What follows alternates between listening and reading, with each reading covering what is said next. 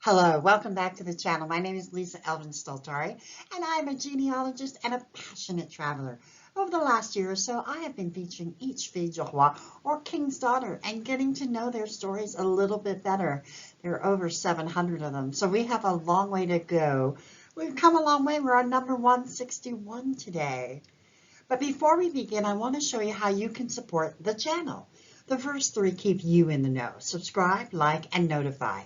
The next three ways are a way to help the channel grow in a financial way. We have Coffee, Etsy, and Patreon are all ways of showing your support. Let's get started. And this week's episode is episode 161, Barbe Dorange. She is a viewer request, so I'm thrilled to be able to explore Barbe's story a little bit better. Let's get to know her. So Barbe was born in 1645 in a town called Chartres, France. Her parents were Pantaleon d'Orange and Jeanne Neveu. Now, the area that she's from is an area called the region Centre-Val de Loire, and you can see on the upper left of your screen that I've circled where it is in France. You can see that it is actually, those of you who are familiar with Île-de-France, that's where Paris is. So she really is like the next region from Paris, if that helps situate you. And then inside of that region, it's further subdivided. We call these kind of places counties, but in France they call them les départements. And she is from Eure-et-Loire département, so that you can see that it's in the top yellow section that she is from. And Chartres is a big enough town that it's actually listed on the map. Most of the time when I'm doing this, these are little villages with, less than 500 people. As of the 2019 census, though, there are 170,000 people living there. Not a huge city, but definitely a big, medium-sized town. And Chartres itself dates from the Gallo-Roman period. Chartres is a city whose history is filled with conflict. As early as 858, it was burned by the Normans. During the Hundred Years' War, it became part of England and then was recovered by France in 1432. In 1568, it was the site of Huguenot conflicts. The Cathedral of Chartres is where Henry IV, King of France, was crowned. We could go on and on, but you get the point. It's an intense place to come from. The church where Barbe would have been baptized is actually not in Chartres, but is in a small town of Luce. So it kind of like probably is a suburb. And the church is called Saint Palione. I'm not sure I'm saying it right. Palione. I think that's how you say it.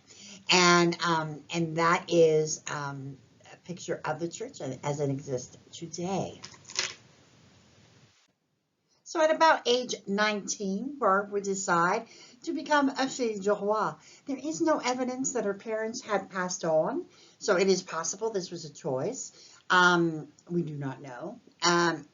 She would bring with her a dowry worth about 200 pounds. There is also proof that she received the king's gift of 50 pounds. She sailed on Le Jean Baptiste, and she arrived in Quebec City on June 30th, 1669. Let's see who she selects and who selects her. So the gentleman that would select our beautiful Barbe, his name was Jacques Tardif, and he was born in 1645 in the renowned city of Rouen in the region of Normandy. Now inside of that, the département is Seine-et-Maritime. Let's talk a little bit about Jacques. His parents were Pierre Tardif and Barbe Bourguignon, which is interesting that he would end up marrying a lady named Barbe. It's not that common a name back then. Rouen, the city where he came from, is a city on the River Seine in northern France. It's the capital of the region of Normandy. Rouen has an amazing historical story. It was at one time the largest city in medieval Europe. It played a prominent role in both English and French histories from the 11th to the 15th century. Joan of Arc was tried and burned alive in 1431 in this city. Rouen is a city of cultural and educational significance. The Museum of Fine Arts, the Sette Étournelles, Tournelles, and the Rouen Cathedral are all amazing places to visit. The University de Rouen at Normandy is a prestigious educational institution located here as well. And it's from this area that the Statue of Liberty sailed in June of 1885. Now, Jacques was baptized in a church called Saint-Candide-le-Vieil. It no longer exists, but I was able to actually capture where it would have been. So there was an illustration, if you will. So that kind of gives you an idea of how old that church. But remember, when the Huguenots came and there was all those uprisings, lots of things were burned, and I'm assuming that's what happened to that church. So Barb arrived, and basically June 30th, and by October 6th, she is getting married in Quebec City to Jacques Tardif. She does, as I've stated before, receive the king's gift, and this is their marriage record. Let's see where they settle. So Barbe and Jacques would settle in a place called Beauport, which means Beauport, beautiful port. And this is a map of the Seigneurie of Beauport in 1663, slightly before they would come to settle. And then on the bottom left of your screen, I've circled where Beauport is. It's really on the river. And this picture is actually a picture of Beauport that is taken from Ile d'Orléans, if you can believe it. So it's across the river, the slight river, St. Lawrence, actually. But it's just one, and it actually is among the list of the most beautiful towns in Quebec. So this little snippet is from 1681. By then, Jacques and Barbe were now 35 and 31. They have children. Michel, who is, I think I can read it, 11. Jeanne is 8. Anne is 6. Marie is 3. They have 1 gun, 1 cow, and 17 arpents en valeur. So that's about 14 to 15 acres. That is a very good amount of land that he's acquired. Now, to give you a little history of Beauport, in 1634, Robert Giffard, he received this Seigneurie of Beauport from the Company of 100 Associates. And so it just kind of was one of the earliest places to be established. So it really is kind of I don't know if you call it the birthplace of, but certainly it's among those, kind of a nucleus of towns where the earliest parts of Quebec were founded, and Barbe and Jacques are right there. They would go on to have 9 children. We have Etienne, who passed away in infancy. Then Michel would marry Catherine Lepine, whose mother was a fille du roi, Catherine Granger, who we will be talking about in a short amount of time. And they would have 2 children, who both survived. He would then marry Catherine Touchette and have 1 more child. Jeanne would marry Jean Austin and have 9 children, 5 of whom would survive. Anne would marry Jacques Guer and have 12 children, 10 of whom made it. Marie Ursel would marry Jean-François Allard and have 4 children, all of whom would make it before her early death at 33. Jean-François, his mother was actually Jeanne Languille, who we featured in episode 94. This is part of the famous Allard family, so this is kind of that link to that. Joseph would die at a very young age, probably under the age of 1. Jacques would also pass away in infancy. Pierre would pass away very young. And their last child, Marie-Madeleine, would marry Charles Michel Miville and have 6 children, 3 of whom would make it to adulthood.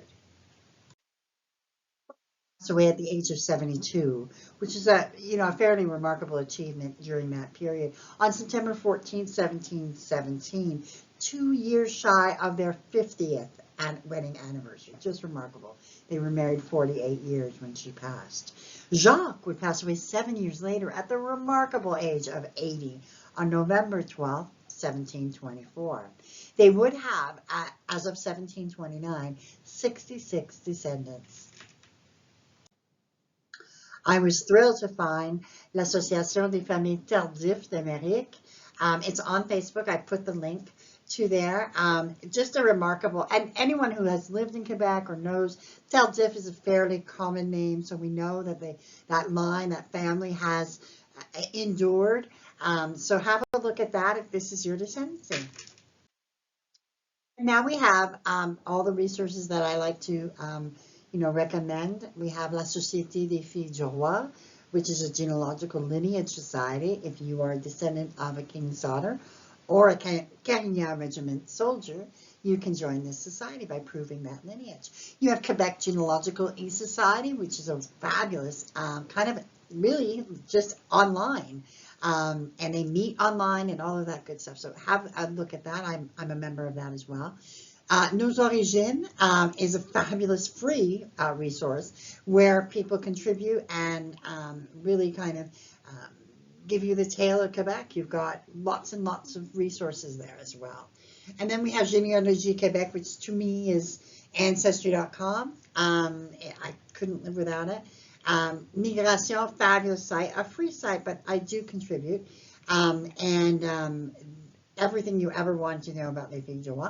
And a fairly new one is the Facebook group, Filles du Roi, but they have over 5,000 subscribers. So have a look at them and see if you can connect up with some cousins. And I've posted the links in the notes.